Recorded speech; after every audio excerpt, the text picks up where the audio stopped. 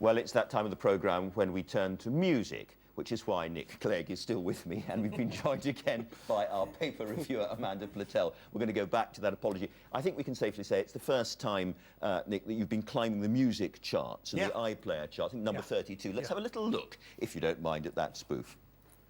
Made with the best of intentions, but we shouldn't have made a promise we weren't absolutely sure we could deliver.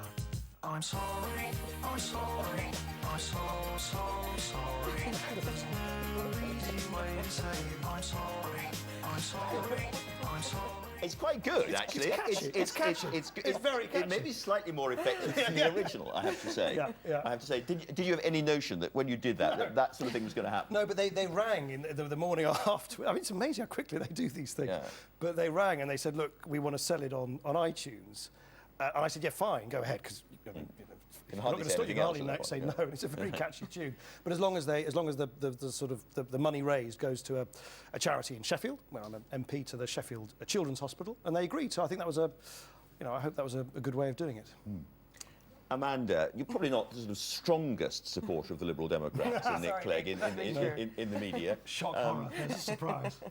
What's your reading of this week? It's going to be a blustery old week for Nick It's Clegg. going. I mean, I think you've got as much to do to convince your own party as you do the country, and I feel a bit sorry for you, actually.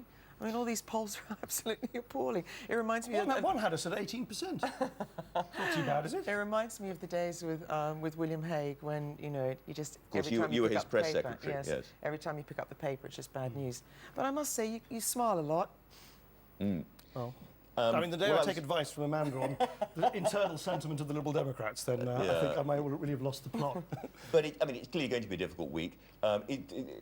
You say that you enjoy talking to Liberal Democrats, but it must be quite hard for you. I mean, getting this level of abuse and attack and so on for so long. You could never have thought when you went into politics that this would happen to you. Do you know, I sometimes, look, I'm not trying to be silly. Of course, the polls are bad, but I have to say, I mean, I spend a lot of time, I don't live behind the battlements in Whitehall. I'm out and about with my children every weekend, taking them to football, rugby, I lead a relatively normal life with my family. I'm out and about in my own constituency a lot.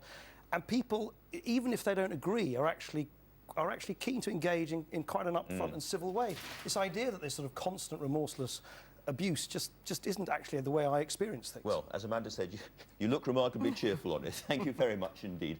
One more treat to come, because we've just time